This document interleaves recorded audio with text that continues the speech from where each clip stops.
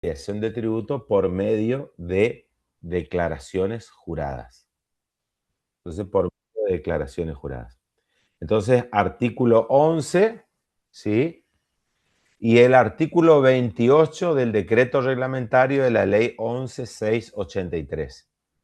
El 11 dice que todos los tributos que recaude y que tenga la determinación y la percepción de los tributos se va a hacer por medio de declaraciones juradas que deben presentar los responsables que están previstos en los artículos 5 a 9 de la ley 11.683. El drama que vos ahí compartís, pero después desaparece en el acto, ¿eh? Como que no te da tiempo.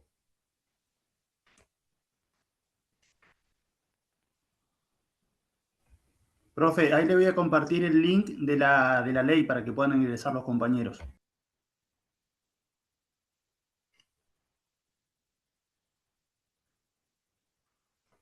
A ver si acá les comparto. Ah, acá yo tengo que cargar. Esto es todo un perno, ¿eh?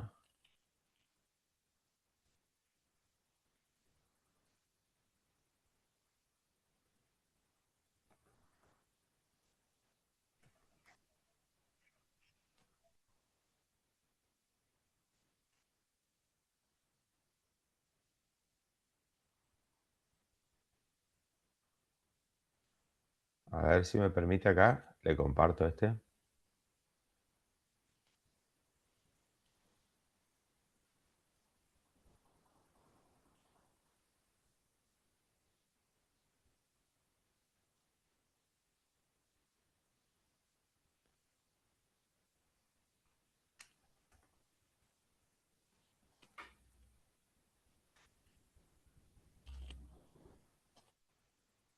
A ver, les comparto algo que puede ser o no puede ser. Esto es una charla que di en Rosario el año pasado y no sé si es o no es. Creo que es.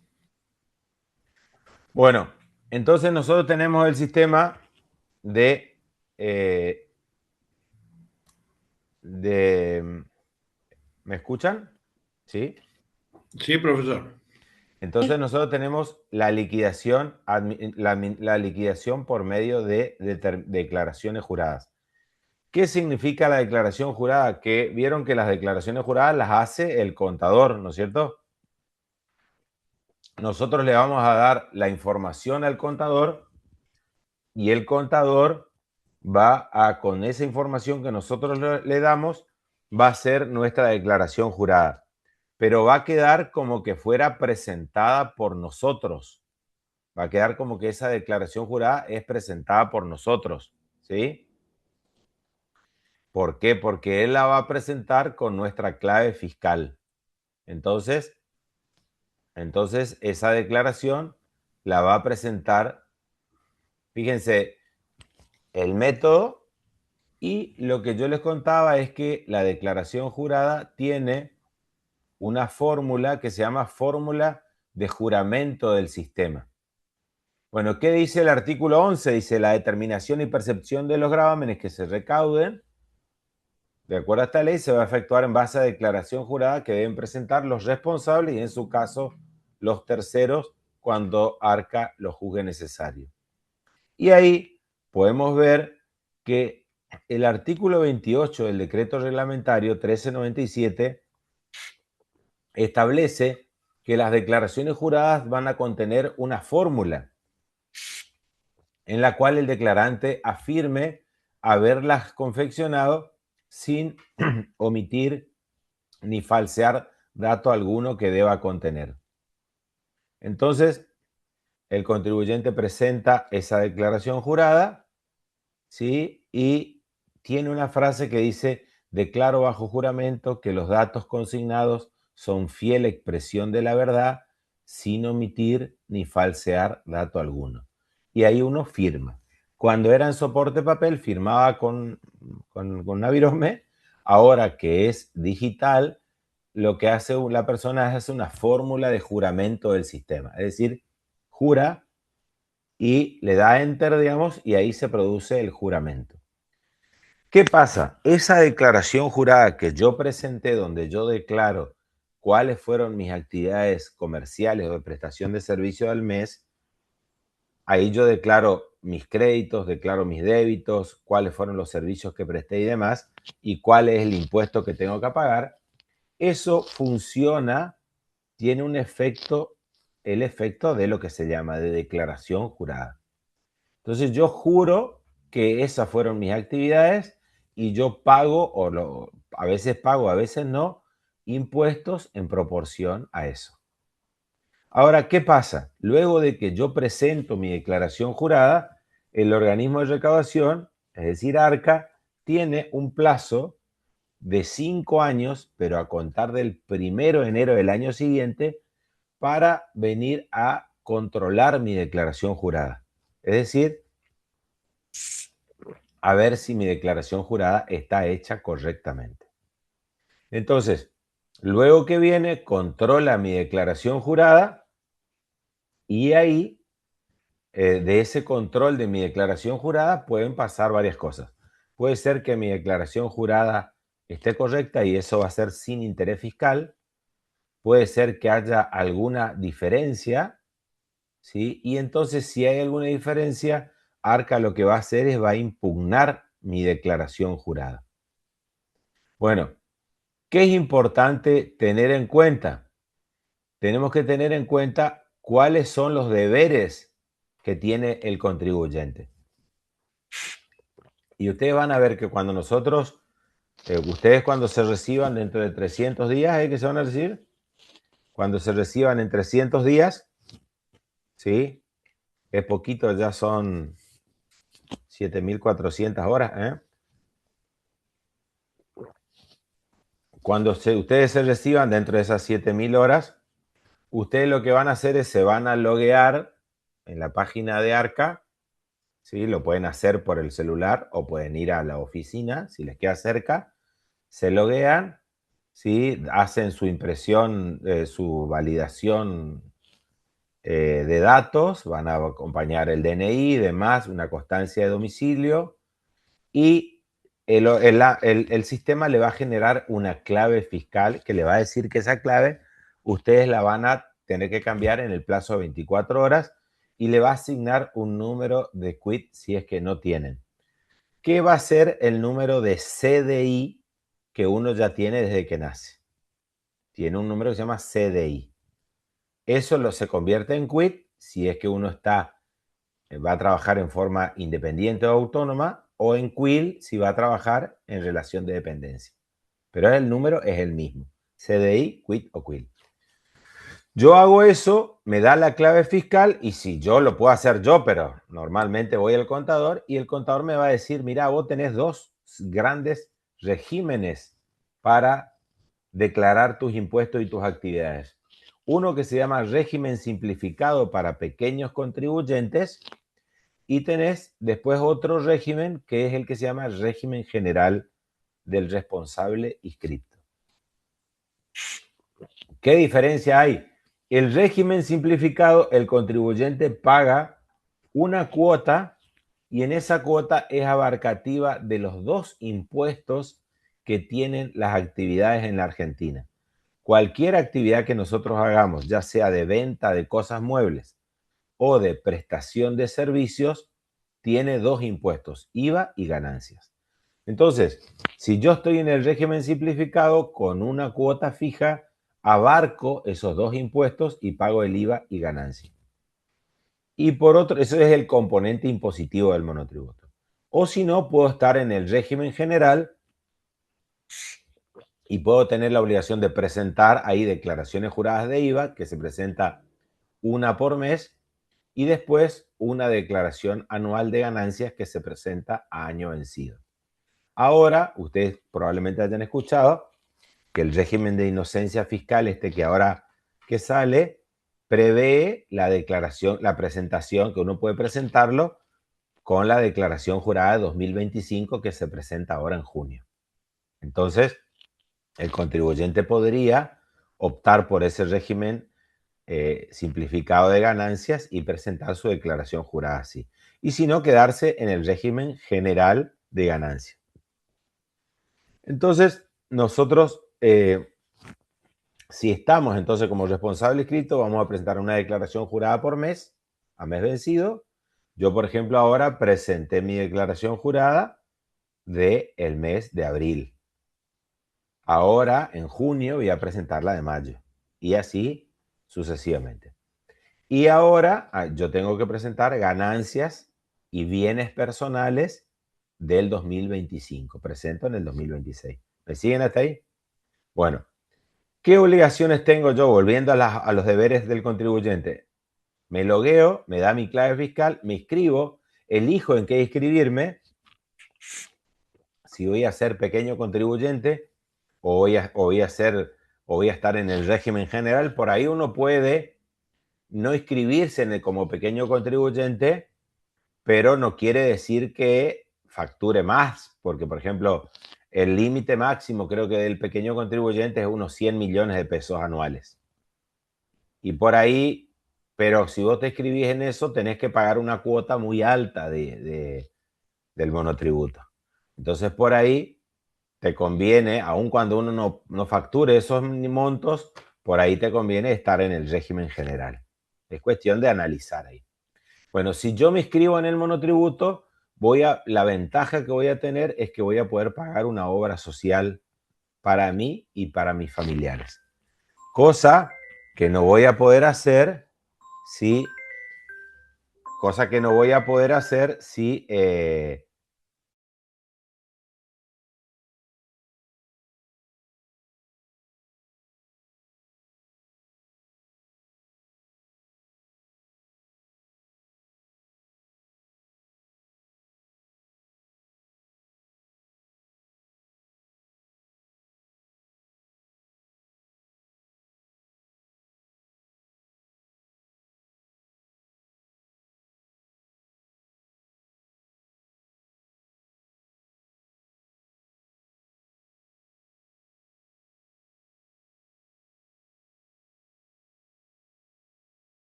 ¿Está? Bueno, entonces nosotros tenemos el régimen general y el régimen del pequeño contribuyente. Generalmente lo que hace Arca es, si yo estoy en el régimen del pequeño contribuyente, lo que Arca controla es mis consumos y mis acreditaciones. Y más que eso, no controla, digamos. Es decir, y que dentro de mis consumos, si hago compras de bienes de uso, como por ejemplo un auto, una moto, lo que sea, que guarde relación con mi nivel de facturación. Lo mismo que mis consumos guarden relación con eso. Y eso es un control prácticamente sistémico, digital, informático. Es decir, no viene la DGI a controlarme. Controla lo que yo facturé, las acreditaciones que tuve, tanto en mis cuentas como en billetera, y nada más. Si yo estoy en el régimen general, es más complejo, porque ahí yo debo presentar una declaración jurada, una declaración jurada mensual, y donde yo voy a ir dejando registradas todas las operaciones de compra y de ventas que realizo. Y a la vez, la DGI tiene dentro de la página, Arca, ahora yo siempre digo la DGI, pero es Arca, dentro de la página tiene un sector donde están los comprobantes que uno va recibiendo y por otro lado, los comprobantes que uno va emitiendo. Entonces, Arca tiene la información de todos nuestros movimientos. Bancos, seguros, colegio de los chicos, expensas, todo lo que nosotros paguemos y pidamos la factura o estemos logueados con nuestro nombre, digamos. Si el seguro está con nuestro nombre, va a salir a nuestro nombre y eso va a aparecer en la página. Si, qué sé yo, la cuota del colegio de los chicos nosotros pagamos, va a salir a nuestro nombre. Si pagamos la expensa a nuestro nombre, va a salir. ¿Me van siguiendo? Entonces, toda esa información está ahí. ¿Qué es lo que tenemos? Entonces, nosotros lo que tenemos que hacer es, segunda obligación, me inscribo, elijo en qué sistema me inscribo y hago la inscripción. Luego debo exigir factura por todas las operaciones en las cuales yo adquiero bienes o servicios, ¿sí? Pido facturas por todas las operaciones comerciales. Y tengo la obligación de emitir facturas por todos los servicios que realizo. Cuando yo realizo esas operaciones comerciales que tienen relación con mi actividad comercial, supongamos que yo tenga una librería, yo cuando voy a realizar pagos, previo a la realización de pagos, debo hacer la verificación de las facturas que recibo. Y tengo que verificar que se pueda extraer la constancia del contribuyente y a la vez debo verificar que la factura que el contribuyente me entrega sea una factura autorizada, tenga un CAE, se llama Código de Autorización Electrónica, y que el contribuyente no esté en la base APOC, que es la base de contribuyentes no confiables. Entonces, si yo, por ejemplo, hago una operación con una persona que esté en esa base, la operación que yo haga con esa persona va a ser impugnada. Vamos a hacer el ejercicio de la base APOC. Yo le voy a compartir en el grupo. En el grupo les comparto en el grupo. Les voy a compartir en el grupo la página de la base APOC y le voy a compartir un quiz para que ustedes controlen. ¿Cómo es el control que tenemos que hacer nosotros, pero normalmente lo hace nuestro contador?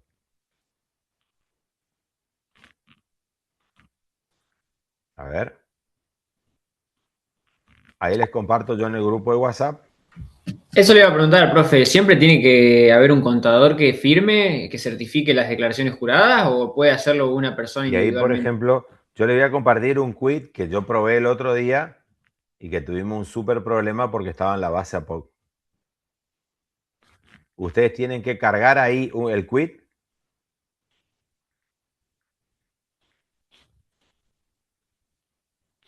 Ustedes cargan ahí el quiz.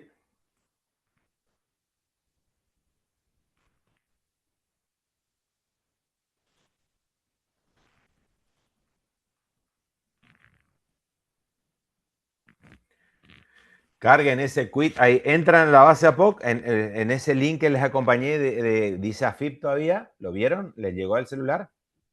¿Ahí en el grupo? Sí, profesor. ¿Vieron? Sí, profe. Sí. Entran ahí. Si yo no les quiero compartir por acá porque es muy complejo esto por el sistema este.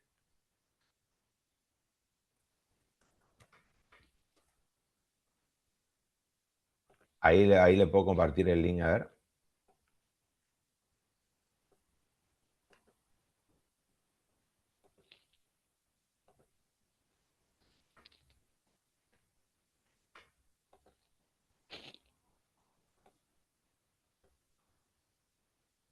Ahí le comparto. Fíjense ahí. Entran ahí, ahí les compartí en el grupo y ponen ahí un quit.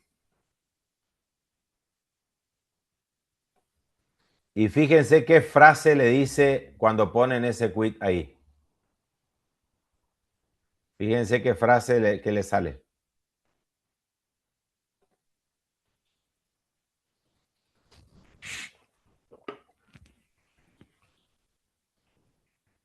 ¿Entraron o no? Profesor, estoy mirando. Yo no sé si lo puedo hacer y ustedes ven así como en el Zoom. No sé si acá se puede hacer eso o no.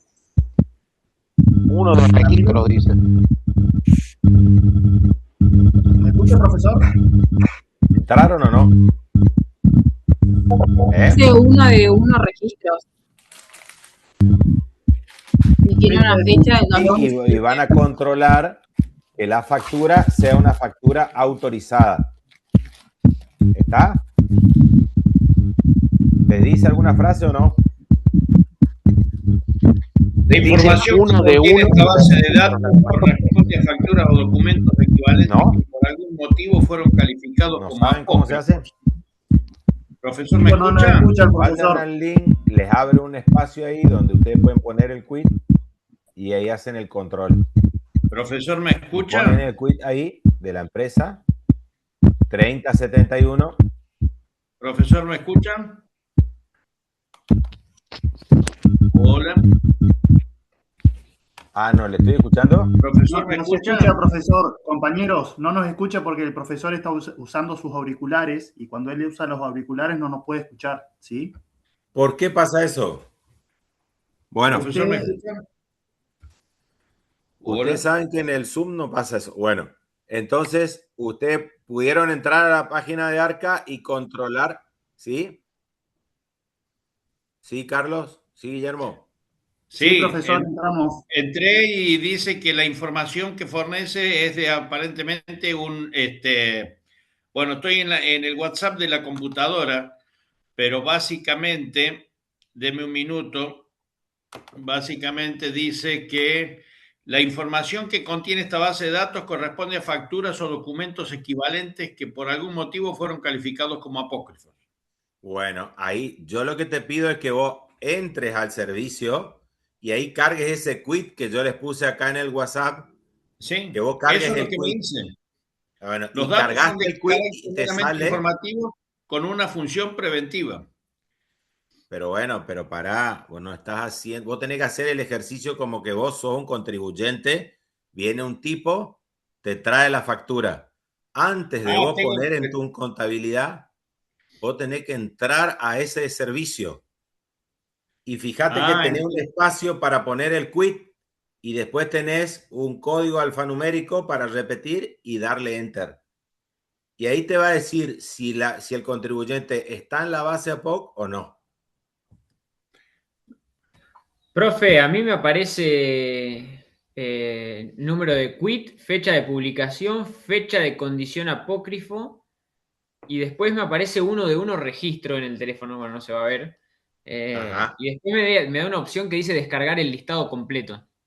Bueno, ahí está perfecto. Entonces ahí lo que está haciendo, lo que te está diciendo Arca te está diciendo que este contribuyente está en la base APOC, que vos no podés comerciar con él porque lo que vos hagas con este contribuyente va a ser impugnado. pero Bueno, ahí profesor, que tenemos, vamos a leer el artículo 33 que yo les compartí acá del Power, a ver si puedo volver para atrás. Ahí está. Fíjense lo que dice ahí el artículo. sí, Fíjense, vamos al final del artículo. Acá dice,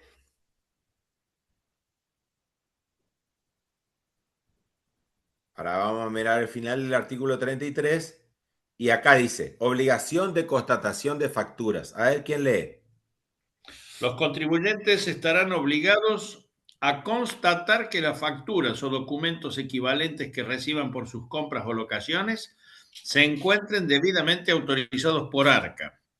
El Poder Ejecutivo Nacional limitará esta obligación en función de indicadores de carácter objetivo, atendiendo a la disponibilidad de medios existentes para realizar la respectiva constatación y al nivel de operaciones de los contribuyentes. Bueno, fíjense que este contribuyente se llama distribuidora Saga, aparece en la base EAPOC, se llama. Sí. Significa que esa distribuidora fue incorporada en esta base como no confiable. Es decir, yo con esa persona que aparece en la base, yo no puedo operar. Entonces, cuando alguien me va a dar una factura y yo la quiero colocar en mi contabilidad, tengo que chequear que esté autorizada. La factura va a tener abajo una palabra, dice 3 letras, dice CAE, Código de Autorización Electrónico, y tiene un número de 23 dígitos. Bueno, yo debo controlar de que el CAE esté autorizado.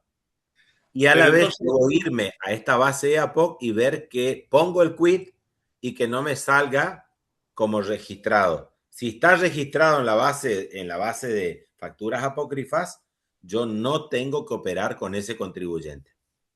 ¿Qué pasa si yo opero con el contribuyente y no sabía o no tenía los medios? Estaba en el medio del campo y le compré ovejas, vacas, por ejemplo, cuero.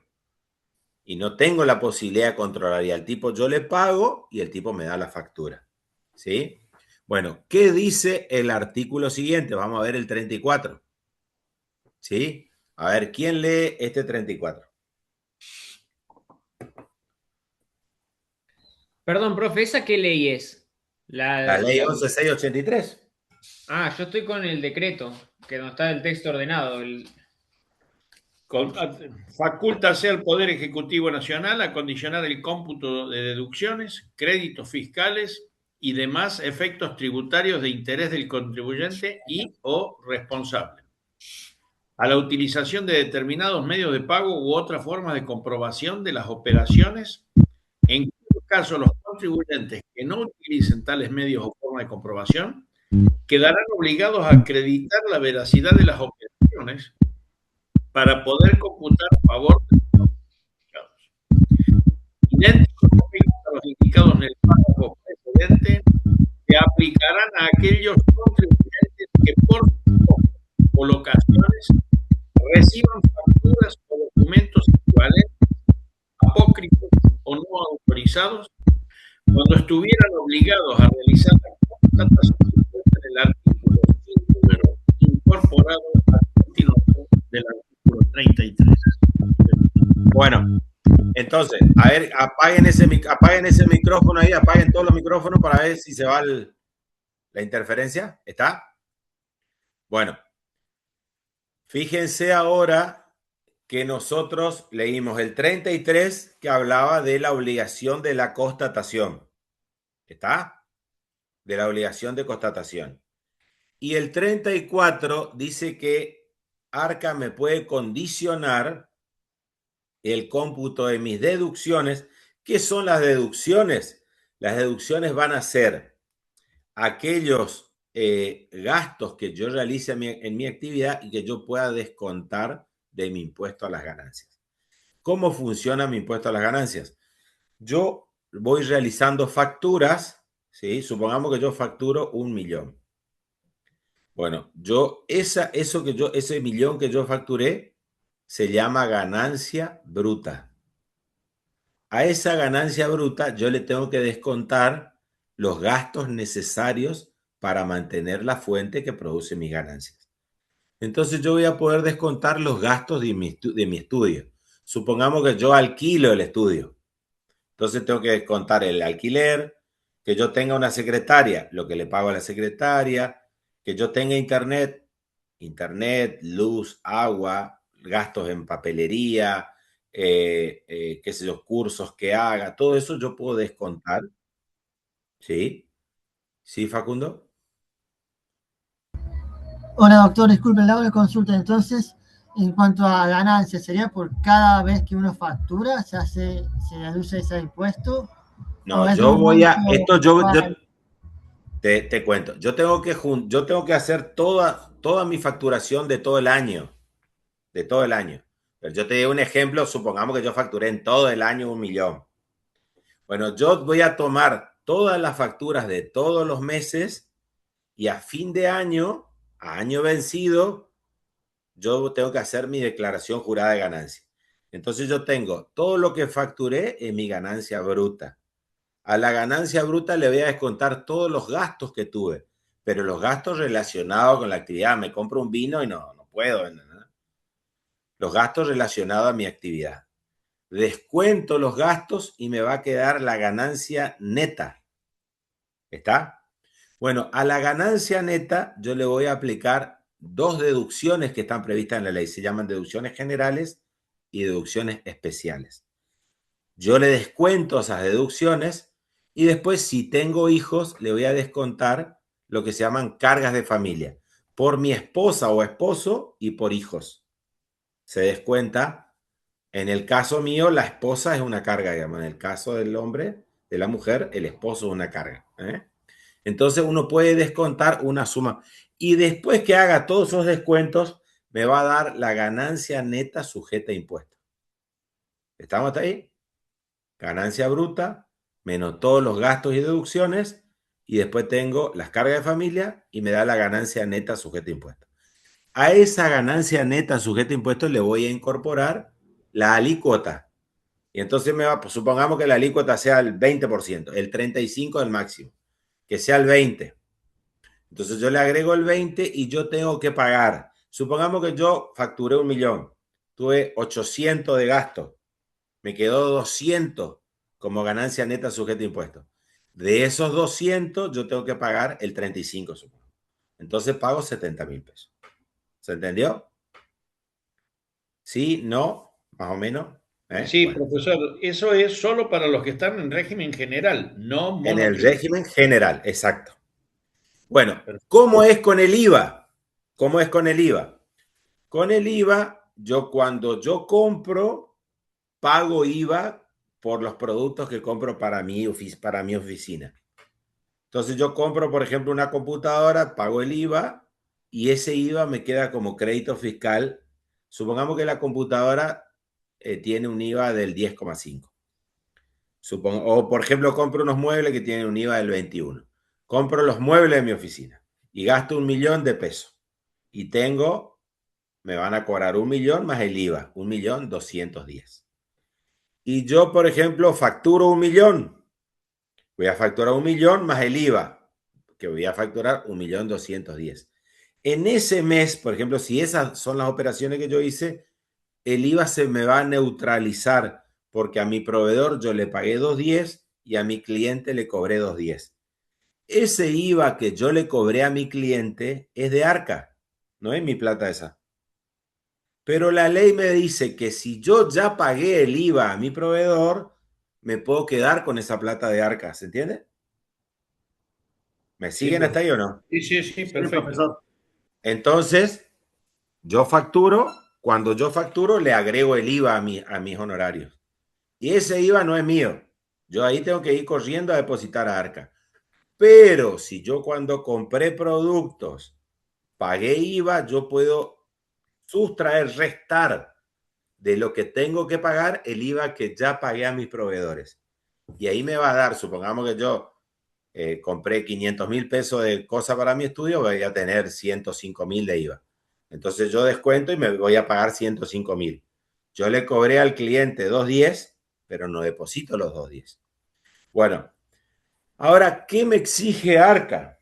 Para que yo haga la deducción en ganancias y para que yo haga la deducción en ganancias y para que yo tome el crédito en el IVA, de que yo cuando pago la operación no pague en efectivo, que yo pague por un medio previsto en la ley de antievasión, que son 5 medios. Depósito en cuenta de mi proveedor, transferencia, pago con cheque, pago con tarjeta de crédito o pago con tarjeta de débito. De esas maneras, yo no puedo pagar con efectivo cuando la suma exceda los 1.000 pesos. ¿Me siguen hasta ahí? 1.000 pesos. Los 1.000 pesos. O sea que lo que establece la ley es que siempre que yo voy a incorporar una factura a mi contabilidad, que va a ser un gasto relacionado a mi actividad. Si yo me voy a un restaurante de joda o me voy a un boliche, no importa, porque yo no voy a incorporar eso en mi contabilidad. Ahora, si yo voy a incorporar algo en mi contabilidad, yo no puedo pagar en efectivo. ¿Se entiende? ¿El abogado paga impuesto al valor agregado, profesor? ¿Cómo? ¿El abogado paga por el servicio impuesto al valor agregado? Exactamente, sí. Sí. ¿Y un almuerzo con su cliente es gastos del servicio? Si es un almuerzo con mi cliente, puede ser un gasto del servicio, pero hay que ver cómo me lo toma Arca. Arca en principio me lo va a impugnar y yo le voy a tener que justificar las razones por las cuales yo lo invité a mi cliente a almorzar. Tiene que haber una justificación, digamos. Ahora, si yo me voy de viaje, por ejemplo, yo que me voy a dar clases a Posadas, por ejemplo, a Misiones, yo me voy a dar clases y yo facturo para ir a dar clases. Entonces yo me voy a dar una clase a Posadas. Pago hotel, pago restaurante y pago combustible. Como yo tengo una factura por el viaje y yo no me teletransporto, yo obviamente que tengo que pagar combustible, tengo que comer y tengo que dormir. Entonces ahí sí yo puedo incorporar esa factura en mi contabilidad. Ahora, si yo me voy de paseo a las cataratas del Iguazú, por ejemplo, tendría que justificar con algún curso, con algo para que me sirva la factura. ¿Se entiende o no? Si no, yo no puedo incorporar eso en mi contabilidad. Bueno, y después hay una discusión si yo me puedo tomar el IVA del auto, por ejemplo. El IVA del auto no se puede, excepto que seas taxista, remisero, Uber. Ahora, si fuera un utilitario, la ley te permite tomar el IVA del utilitario. Cosa que es medio raro porque en realidad el abogado ocupa el auto para hacer tareas, pero por ahí el abogado opta por comprarse un utilitario para tomarse el crédito fiscal. Entonces, los utilitarios sub tienen el 21 y los utilitarios abiertos tienen el 10,5. Todo lo que sea sub, digamos, colectivito, no sé cómo sería el término, sí, sub, tienen el 21. Y las camionetas con cabinas separadas tienen el 10,5 de IVA. Para el IVA te conviene la cerrada, digamos, ¿entiendes? Y el auto tiene topes. Para tomarte el IVA de un auto tenés un tope. No te puedes tomar todo el valor de un Porsche, por ejemplo. Tiene un tope en el IVA. No te puedes tomar los $350,000 o los 850,000 de una Ferrari, por ejemplo. Porque ahí no pagas IVA por toda la vida. Entonces eso no podés. Ahí tenés tope. Bueno, entonces, ¿qué pasa si yo pagué en efectivo? Si yo pagué en efectivo, ¿qué pasa si pagué en efectivo? Y, ¿dónde está a ver, ¿cómo hago para lo que yo le estaba compartiendo desapareció? No, está acá, profesor. A ver, ahí está. ¿Qué pasa? Fíjense lo que dice el artículo. ¿A ustedes lo ven chiquitito, así como lo veo yo, o que toqué algo? ¿Se ve bien? No, se ve bien, profe. Bueno. Entonces, fíjense ahí que dice, facúltase al Poder Ejecutivo a condicionar, dice, facúltase al Poder Ejecutivo a condicionar el cómputo de deducciones, eso es para ganancias, y créditos fiscales y demás efectos tributarios de interés del contribuyente, eso sería para otros impuestos, como el impuesto a los cigarrillos o los que se llaman impuestos internos, ¿sí? A la utilización de determinados medios de pago. Esos son los medios de pago de lo que estábamos hablando. Y dice, u otras formas de comprobación de las operaciones, en cuyo caso, si yo pago en efectivo, me quedo obligado a demostrar, ¿sí? A acreditar la veracidad de las operaciones para poder computar a mi favor los conceptos indicados. Lo mismo me va a pasar si yo recibo una factura apócrifa, que esos son las facturas que se le dicen facturas truchas. Si yo recibo una factura apócrifa o un documento no autorizado, yo si demuestro la realidad de la operación, me van a aceptar. Entonces, bueno, ¿qué es importante para que yo pueda acreditar la operación? ¿Qué es importante? Es que yo tenga en cuenta el medio de pago. Porque supongamos que yo realizo una operación con una persona que está en la base APOC, ¿sí? Realizo la operación con una persona que está en la base APOC. Pero yo tengo el medio de pago, ¿sí? Yo tengo el medio de pago, tengo el comprobante, la transferencia que le hice, o tengo el cheque que el tipo cobró. Entonces ahí, por más que la operación pueda ser sospechosa, la DGI va a tener más obligaciones de aceptar. Sobre ese tema yo tengo un video en mi Instagram donde yo planteo la cuestión de que muchas veces Arca te puede pedir el IVA 2 veces. Vos ya pagaste una vez, pero supongamos que la persona, que es súper injusto y doloroso, supongamos que yo hago una operación con una persona que después la persona sale que no tiene capacidad económica, operativa y financiera. Y Arca controla con posterioridad. O sea que supongamos que yo opero con una persona, le compro algo, está todo perfecto y después el tipo desaparece. ¿Y ahí yo qué hago? Ahí se genera una situación de injusticia porque me impugnan el crédito y por ahí los créditos son gigantes, 300, 400, 500 millones de pesos. Yo tengo un caso que lo ganamos ahora, donde un señor, él vendía campos. La cuestión es que este señor acuerda con otro, acuerda con el dueño de un campo que él lo iba a subir a las páginas de internet, qué sé yo. Esto era hace bastante, o sea, no había tanto uso dinámico de internet como hoy. Y esto fue en el 2008, que él lo iba a subir a internet, que iba a destacar todas las potencialidades, las cualidades y todos los chiches del campo. Ahora yo le voy a mostrar un video de él, creo que se llama PLP, Puerto Las Palmas. Ahora le voy a mostrar un video, donde, por ejemplo, en ese video se muestra toda la potencialidad que tiene un emprendimiento agropecuario.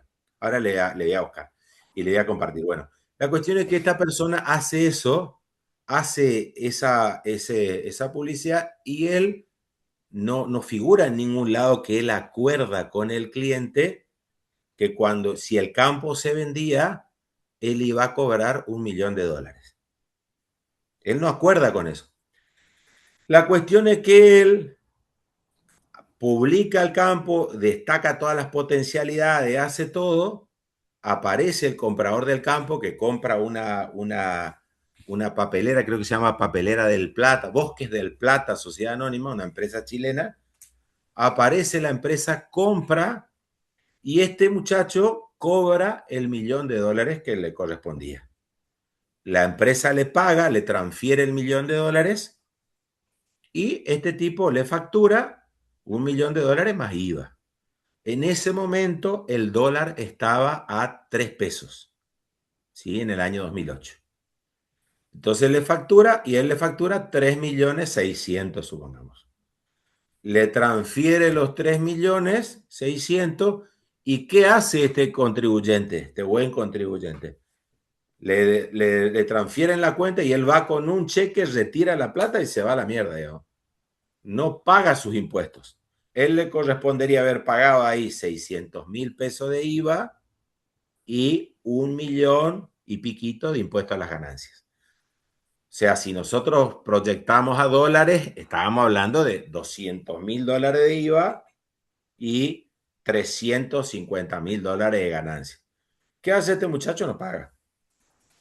Bueno, ¿y qué hace la empresa? La empresa que vende el campo tampoco paga los impuestos que le correspondían. Cuando vos vendés una explotación agropecuaria, tenés que pagar el 35% de impuestos. La empresa vendió el campo por $17 millones y tenía que pagar el 35%. ¿Cuánta plata sería eso? 5 millones ya. Unos 6 millones de dólares más o menos, ¿eh? Sí, sí.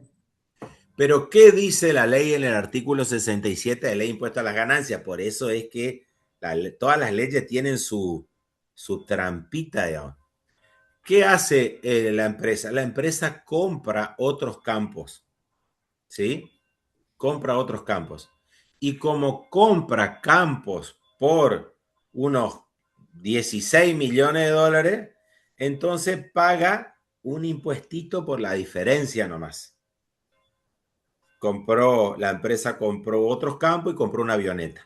Había vendido una avioneta de 8 plazas y se compró una avioneta de 4 o de 16, no me acuerdo, una grandota, y compró una chiquita, una más chica. Bueno, la cuestión es que luego pasan los años, pasan 2 o 3 años y viene DGI a controlar esas operaciones y impugna la operación con esta persona que hizo un estudio de factibilidad y potencialidad del inmueble. La DGI decía, pero ¿cómo puede cobrar $1 millón por esto? Y bueno, y esto es acuerdo de parte, digamos. Y bueno, y agarra la DGI y lo pone en la base APOC a ese contribuyente. Bueno, la cuestión es que el contribuyente se defiende, ¿no es cierto? La empresa defiende la operación. Y bueno, y plantea de que el contribuyente cuando le facturó estaba inscrito en servicios inmobiliarios, cuando le paga, la factura estaba perfecta, había sido emitida por el contribuyente, en ese momento de puño y letra. El contribuyente le transfirieron la plata a la cuenta personal del contribuyente y el contribuyente va a la DGI y pide el cheque microfilmado, anverso y reverso. Le preguntan a él si él retiró ese $1.000.000 con su chequera, le dice la DGI, él le dice que sí, le declara que sí, que él retiró, y bueno, entonces la DGI arma una causa penal por evasión agravada, donde lo considera a este hombre como partícipe necesario de la evasión, por haber colaborado con su factura, digamos, y con ese servicio que DGI lo consideraba inexistente, haber colaborado con el contribuyente. Entonces, ¿qué es lo bueno? ¿Qué se hace? Se apela al Tribunal Fiscal.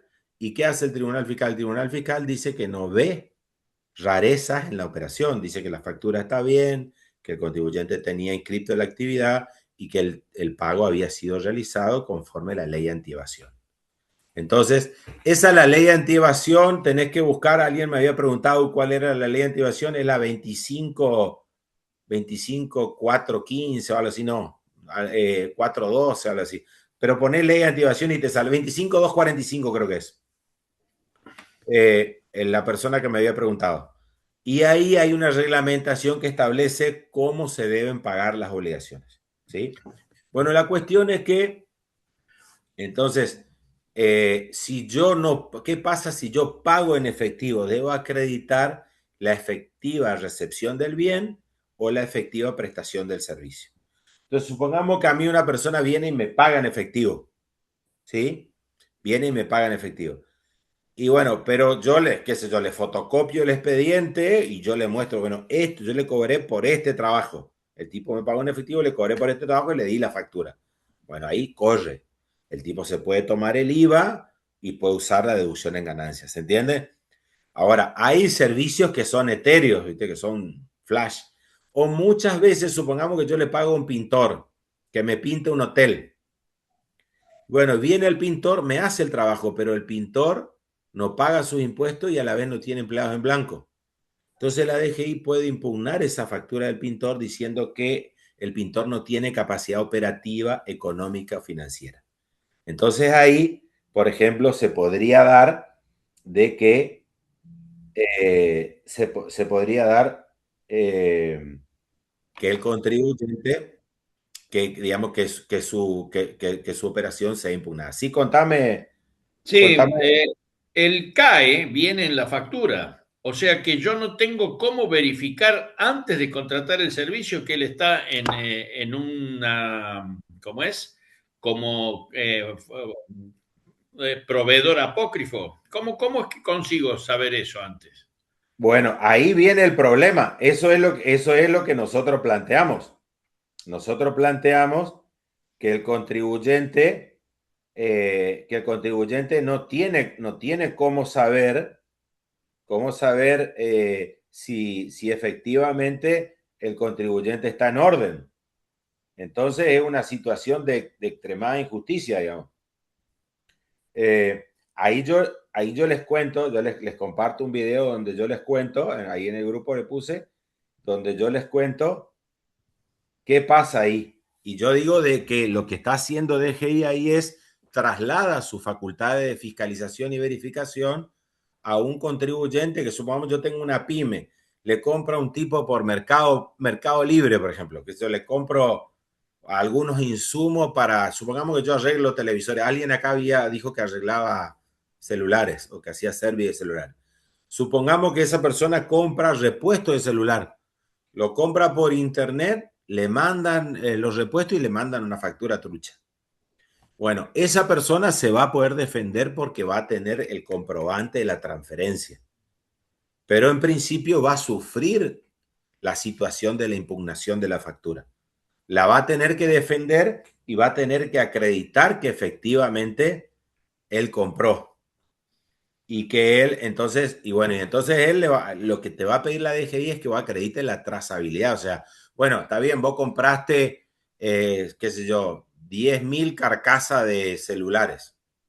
Carcasa que se le llama protectores, 10.000 protectores. Bueno, vos compraste 10.000 protectores y tenés un IVA, un crédito, como vos compraste eso, tenés un crédito importante. Si la DGI te impugna esa factura, ese crédito se te cae. Entonces te genera una deuda a pagar astronómica, digamos. Ahora, ¿cómo vos que tenés tu local en, qué sé yo, no sé en qué ciudad tenía Guillermo, ¿era? ¿Quién era el que tenía el servicio de reparación de celulares? ¿Cómo que tenés tu local? Diego.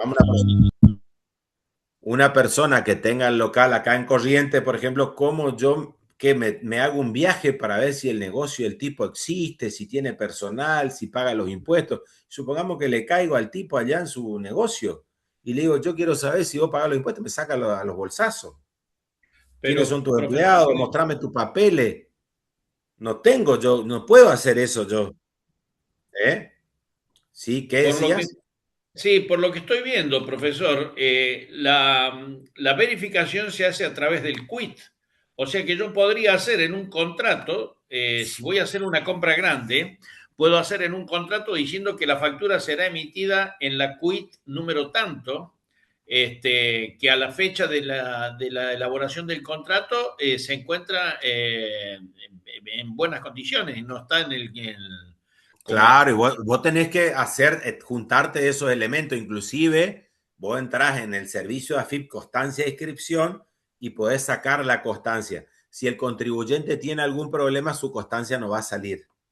Entonces te dice, por ejemplo, debe requerimientos, está de baja por falta de presentación de declaración jurada, etcétera.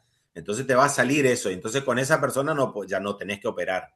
El tema es qué pasa cuando vos operás sorpresivamente o operás, haces una operación a velocidad y vos no haces ese control. Y no haces ese control o no obtenés el pensamiento que tenemos los abogados de tratar de protegernos. La gente no estaba pensando de que esa persona que te está vendiendo, vos entras en un negocio bien instalado, bien montado, todos los chiches, comprás, te da la factura, chao, hasta mañana. ¿Y qué pasa con el tema de las promociones? Porque por ahí, por ejemplo, nosotros ahora tuvimos una promoción en la casa de repuesto, 25%, vieron esta semanita que fue de hot sale. Teníamos una promoción 6 cuotas con una tarjeta del banco acá y 15% de descuento o 25% de descuento pago contado. Estábamos rematando ahí en productos seleccionados. Bueno, ¿qué pasa? Obviamente, en el caso del repuesto de la moto, es poca la gente que va a comprar, te va a comprar 1000 cosas, digamos, ¿viste? Te va a comprar 50 cubiertas, no es una situación. Pero ¿qué pasa, por ejemplo, si vos comprás un corralón de materiales de construcción o comprás por internet, comprás tarros de pintura, supongamos, una persona necesita 50 tarros de pintura que salen 150.000 pesos cada uno y se termina gastando, no sé, 20, 30 millones de pesos.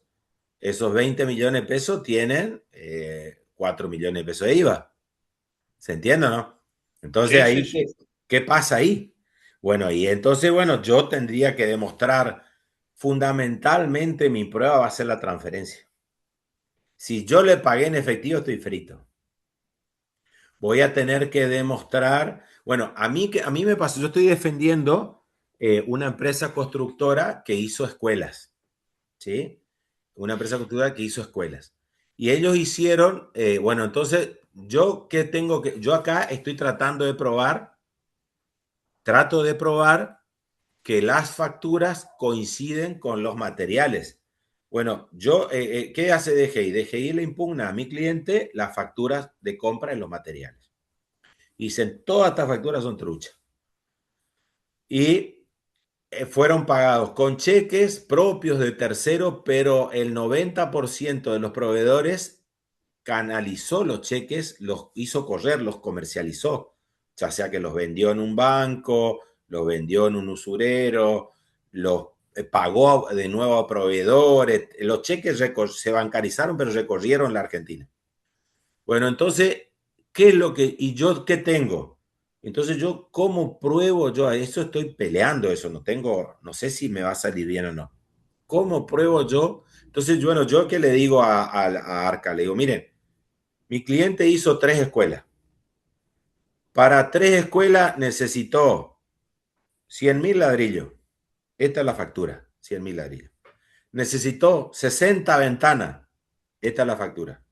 Necesitó 50 puertas. Esta es la factura.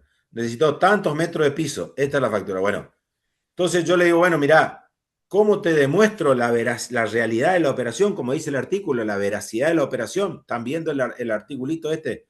¿Cómo demuestro la veracidad? Acá, ven acá donde dice que harán obligado a acreditar la veracidad de las operaciones. ¿Qué me dice Arca? ¿Vieron el articulito del 34? Arca que me dice, no, pero estos proveedores no existen. Nosotros no vamos a buscarlos, no están, desaparecieron, que sé, bueno, pero yo tengo los ladrillos.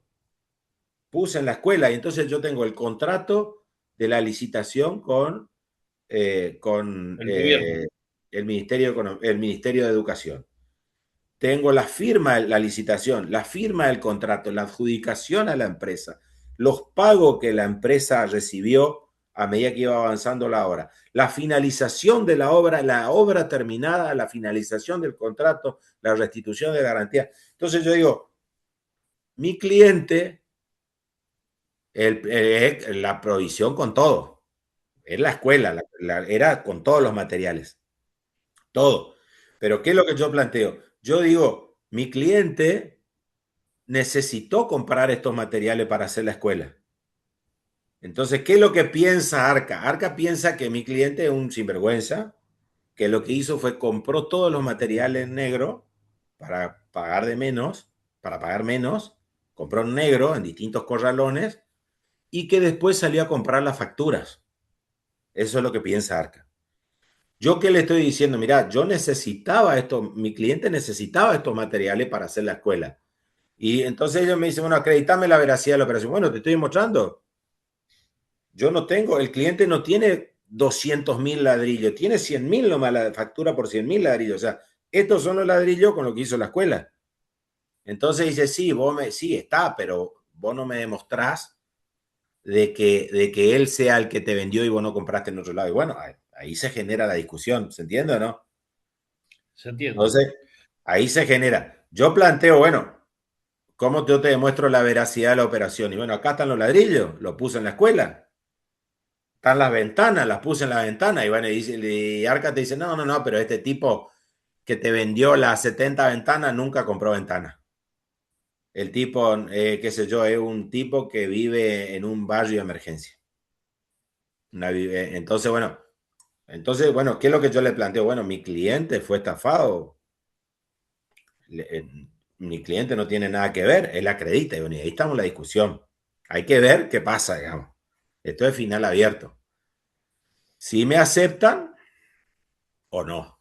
Bueno, y son $300.000 más o menos el monto de la impugnación. O sea, un monto polenta, digamos, es. Y lo vengo peleando yo desde el año 2017.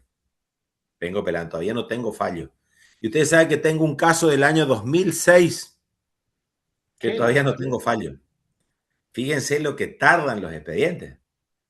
Es tremendo. Bueno, entonces, entendido esto, bueno, supongamos que viene la DGI, entonces me hace la fiscalización, me dice, bueno, retirame toda esta factura, como está el caso de la empresa constructora. Sacame todas estas facturas truchas. No, pará, que yo saco estas facturas truchas y quiebro.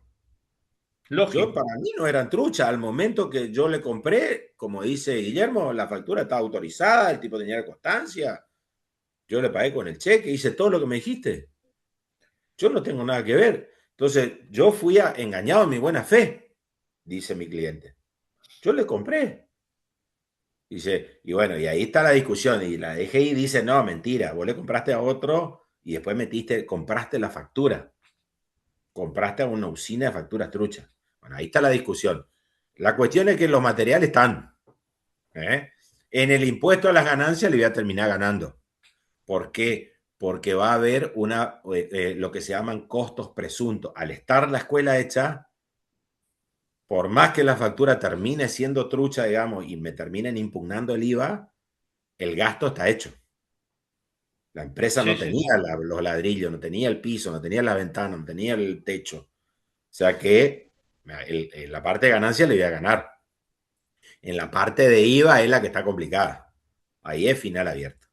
Bueno, entonces, ¿qué hace la DGI? Plantea, mira, yo como cobro, yo lo que antes cobraba yo un monto, yo la verdad que tendría que haber sido millonario, ¿viste? Yo le pasaba un monto y después no le cobraba más nada. Y eso me pasaba porque tenía baja autoestima. Ahora yo le cobro un anticipo y le cobro una cuota mensual. Le cobro un anticipo y le cobro una cuota mensual de por vida. Entonces, porque los casos me duran, le cobro poquito. Le cobro un anticipo y $100. Hasta que el caso termine. Porque si no me clavo con los casos, me quedo 10 años, 15 años, 17 años. Tuve un caso que después le voy a compartir, se llama Cachapé SRL. El caso tardó 15 años. Desde que comenzó la inspección hasta que terminó el caso, tardó 15 años. Y bueno, y tengo este caso que yo les contaba del Tribunal Fiscal, que es del año 2006. O sea, tiene 20 años. Y bueno, y tengo casos así, bueno, casos que salieron hace poco de la corte, que tienen 10 años, 15 años. Pero ¿qué pasa? A nuestro cliente le conviene eso, porque nosotros lo vamos pateando al caso y él también, el contribuyente, en algún momento sale una moratoria que le condona los intereses, que le condona las multas, le condona la ley penal tributaria, y si no llega a la condena, ahí yo tengo un caso que se llama del Río Juan José, un caso que yo lo gané en el Tribunal Fiscal. Yo lo gané en el tribunal, pero ¿qué pasa? El proceso penal avanzó más rápido y el contribuyente llegó al procesamiento, estaba procesado. Y bueno, y ahí yo denuncio la sentencia del Tribunal Fiscal. ¿Y qué me hace el juzgado? Me dice, sí, pero esa sentencia no está firme, está apelada. Y bueno, y después sale la sentencia de la Cámara en lo contencioso administrativo de la capital federal. El Tribunal Fiscal está en Buenos Aires. Sale la sentencia de la Cámara y de vuelta denuncia el hecho nuevo, la sentencia de Cámara. Y ahí aparece la ley penal más benigna. Bueno, en el interín yo pido una suspensión de juicio a prueba y propongo hacer tareas comunitarias con mi arquitecto, porque ese era un arquitecto. Propongo hacer tareas comunitarias. Bueno, la cuestión es que mi arquitecto iba a hacer la reforma de unos jardines maternales. Bueno, la cuestión es que yo propongo eso. Y la cuestión es que había sido que el hombre estaba por hacer, era una licitación pública. Y él estaba haciendo la obra, pero el Ministerio de Educación le pagaba por esa obra. Y entonces, bueno, me llama el fiscal, el secretario de ejecución penal, un quilombo, tu tutelado está cobrando por las tareas comunitarias, un sermón de pelote. Yo no estaba ni enterado. Bueno, la cuestión es que sale después una ley penal más benigna y ahí yo pido la ley penal más benigna y sale un fallo de la Corte Suprema, sale un fallo como para 70, 80 expedientes y ahí sale la aplicación de la ley penal más benigna para mi cliente también. Pero mi cliente había ganado la causa administrativa, iba a conseguir el sobreseimiento. Pero, digamos, el juzgado optó por la más fácil, digamos, por hacer la ley penal más benigna. Bueno, ahora lo que vamos a hacer es, yo le propongo que veamos el caso. Que veamos el caso. ¿Nos alcanza el tiempo o no? ¿Ya se termina? Por lo que usted programó, ya se termina. Dentro de 40 minutos tenemos un parcial de derecho. Perfecto. Bueno, entonces lo que vamos a hacer es, yo con todo esto que yo les conté, ustedes lean el caso y vayan fijándose si pueden resolver el caso, porque así va a ser el final. Bueno, les cuento cortito. Después de que DGI hace la fiscalización, lo invita al contribuyente a que rectifique la declaración jurada. Pero ¿qué pasa? Si el contribuyente rectifica, como el contribuyente declaró bajo juramento que su declaración jurada era perfecta, entonces,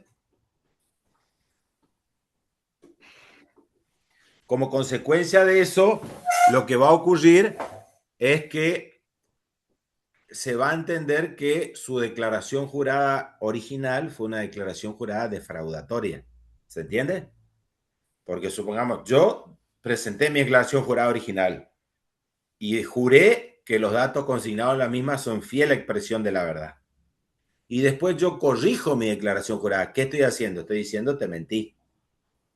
La vez anterior te mentí. Entonces eso me va a traer aparejado o una multa, o sea, una infracción, o la aplicación de la ley penal tributaria, o la pena de prisión. Entonces, ahí puede ser que venga el inspector, me invita a rectificar y yo no quiero rectificar porque voy a ir preso. Entonces ahí va a ir a un procedimiento que es la cuarta forma de determinación de los impuestos, que se llama determinación de oficio. En ese procedimiento de determinación de oficio, DGI puede usar dos herramientas para determinar de oficio la materia imponible. ¿Se va a cortar en cualquier momento? Yo hablo hasta que se corte, ¿le parece? ¿O quieren irse? Sí, sí. Bueno, tengo dos herramientas. Una determinación que se llama sobre base cierta y otra sobre base presunta. Sobre base cierta es cuando DGI tiene información fehaciente y practica la determinación en virtud a esa información. Eso se llama determinación sobre base cierta. Yo me puedo poner a eso y me van a notificar para que yo ejerza mi derecho de defensa. Me van a dar un plazo de 15 días, prorrogable por 15 días más. Eso está en el artículo 17. Y puedo ofrecer todo tipo de pruebas. Y sobre base presunta va a ser cuando ARCA tenga un índice o un indicio, pero no tiene ni un otro dato. Entonces, construye a partir del índice o el indicio, construye la materia imponible. Supongamos una pizzería. Una pizzería, supongamos que, qué sé yo, vende todos los días, vende, qué sé yo, 20, 30 pizzas factura por día. ¿Sí? Bueno, la cuestión es que va a la DGI, va a ARCA y la inspecciona.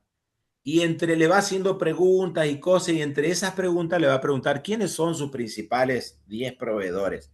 Y entonces supongamos que el tipo le diga, y yo le compro el queso a La Serenísima, a Cotapa, a Tregar, qué sé yo. Bueno. Entonces después, ¿qué va a hacer el inspector? Le va a mandar pedidos de informe para que le diga cuántos kilos de queso mozzarella, por ejemplo, le vendieron a la pizzería qué sé yo, Pizzería Carlitos en el ejercicio fiscal 2025. Y entonces los contribuyentes, ahí las empresas proveedoras van a informar, porque es obligatorio informar, y tiene una multa de hasta 2.500.000 pesos. Entonces yo hago la respuesta y le mando. Yo a Carlito le vendí 10.000 kilos de queso.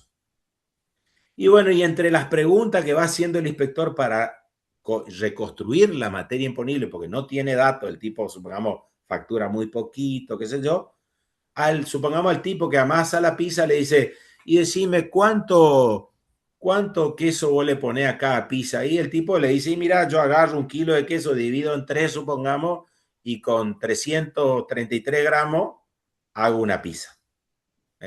Yo divido en 3, bueno, entonces el inspector, bueno, 333 gramos por pizza. Bueno, entonces el tipo con el informe de los 10.000 kilos va a hacer un cálculo y dice, bueno, 10.000 kilos, 30.000 pizzas. Entonces el tipo dice, bueno, conclusión, este tipo no me da respuestas, pero yo puedo, se colige, se deduce, ¿sí? Por el hecho inferente, determino el hecho inferior. Entonces yo digo, bueno, usted, señor, vendió 30.000 pizzas. ¿Cuánto vale la pizza promedio? 10.000 pesos. Bueno, entonces, 30.000 pesos, 30.000 pizzas por 10.000 pesos. Le va a dar 300 millones. Bueno, usted me debe el 21 el IVA, el 35 ganancia y chau. ¿Sí? Eso está en el artículo 18, ese uso de las presunciones. ¿Sí? Y si usted lee en el artículo 18, habla de índices e indicios. Y entonces se puede ir calculando, igual que las acreditaciones, por ejemplo. Yo tengo un video que creo que les compartí, de las acreditaciones bancarias. ¿Qué dice el artículo 18 en el inciso G? Que las acreditaciones bancarias son materia imponible para determinar IVA y ganancias. Al contribuyente le van a permitir que depure las operaciones, las acreditaciones que no tienen que ver con su actividad comercial. Le van a pedir que depure. Pero las que no pueda depurar, las que el contribuyente no pueda depurar, se van a entender que son ventas. ¿Se entiende? Entonces, en primer lugar, en principio son todas ventas, ¿sí? Si yo puedo depurar todas las eso me saca de GI. Lo que yo no pude depurar se va a considerar que son ventas. Y sobre eso me van a determinar IVA y ganancias.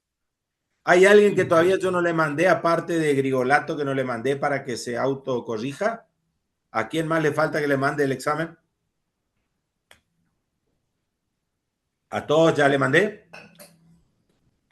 Bueno, entonces, ¿se entiende? Bueno, después que DGI hace la determinación, me notifica, me da 15 días para que me defienda. Yo ejerzo mi derecho de defensa, eso es el artículo 17. Ejerzo mi derecho de defensa y ahí debo acompañar todas las pruebas de las que intento valerme. Acompaño todas las pruebas, ¿sí? Y ahí puedo acompañar todas las pruebas que están previstas en el decreto 1752 del 72, el decreto reglamentario de la ley 19.549. Del artículo 46 y siguiente, puedo acompañar testimoniales, instrumentales, documentales, informativas, periciales, excepto la confesional. Y no está previsto el alegato del artículo 60 del decreto. Entonces yo acompaño todo, produzco toda la prueba y después se va a dictar una resolución. Contra esa resolución que dicte Arca se puede apelar.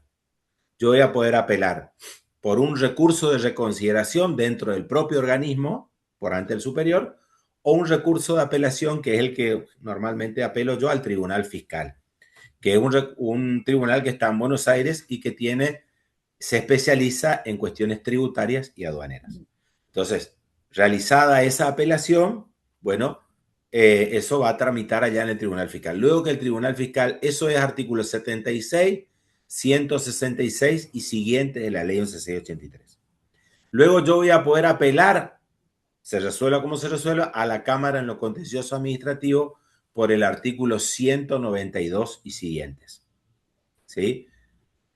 Y luego de eso, cuando se dicte sentencia, si yo no pago, va a venir el cobro compulsivo de la deuda, es decir, y el trámite se llama ejecución fiscal y está en el artículo 92 de la ley 11.683. Bueno, chicos, muchas felicidades, que la pasen muy bien. Vamos por el grupo, vayan haciendo el examen, vayan fijándose, practiquen, ¿sí?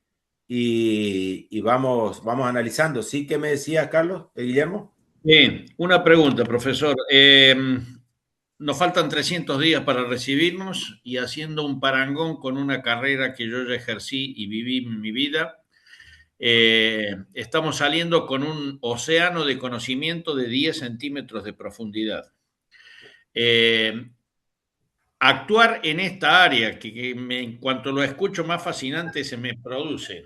¿Existe la posibilidad de especializarse después una vez recibidos? Sí, hay muchas especializaciones, hay muchas, pero acá el secreto es dominar la ley 11.683 y la ley penal tributaria. Yo hace 33 años que vivo con el Código Aduanero, la ley penal tributaria y la ley 11.683 y con eso voy sobreviviendo. Y hace 33 años que vengo haciendo eso. Qué bárbaro. Así que, y fíjense, son 3 leyes pedorras. O sea que puede ser una buena opción. Hay que aprenderlas bien, leerlas bien, desmenuzarlas, analizarlas profundamente. Y después la bendición que tiene es que se van repitiendo los casos. Los casos son todos parecidos. Por ejemplo, ahora hay un tema para las estaciones de servicio. Para las estaciones de servicio, por ejemplo, hay un tema. Y bueno, este mismo tema ya ocurrió en el año 2000, 2002, por ahí. Un control que se llama control de reactivos.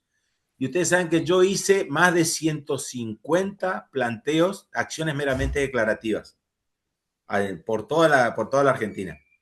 Y eso me generó a mí una linda monedita. Pero fíjese que tengo un amigo que representó a todos los gendarmes, a gendarme, ejército y prefectura y demás. Hizo 25.000 amparos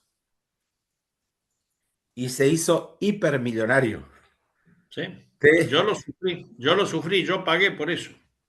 Vos tuviste, capaz que el mismo estudio te hizo el planteo a vos también. No. Los abogados se llenaron de dinero y mi abogada, por el mal pago de nuestro, yo era de la Armada Argentina, claro. Mi abogada me dijo que los generales Balsa y los brigadieros y los almirantes le dieron más dinero a la República que San Martín, que Brown, que todos nuestros héroes de la independencia, por todo el dinero que nos sacaron. Y es cierto, los abogados que nos defendieron cobraron el 10% de ese valor. Fue terrible.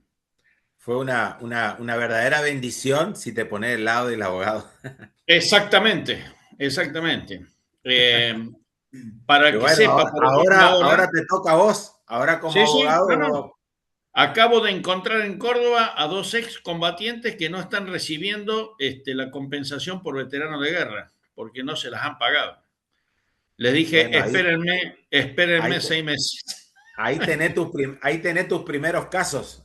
Exactamente, profesor. Ya estamos en bendición, qué bendición. Bueno, así que bueno, ustedes ya saben, ya que después cuando se reciban, cualquier duda que tengan, igual yo voy a estar a disposición para poder colaborar con ustedes.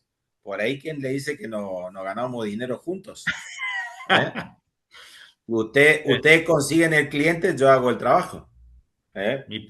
Mi parte la quiero en dinero, como dicen. Y compartimos honorario, porque esto es todo un misterio, uno nunca sabe de dónde va a venir la bendición. Así que bueno, muchas bendiciones, nos vemos. ¿Hay una clase más? ¿Hay una más? Sí, aparecen 2, profesor. Ah, bueno, están. Entonces todavía no me voy a ir de vacaciones. Ok. Nos vemos entonces. Bueno, muchas gracias. Que pasen muy bien. Chao. Hasta luego, profesor. Muchas gracias. Una linda noche. Chao, hasta luego. Igualmente.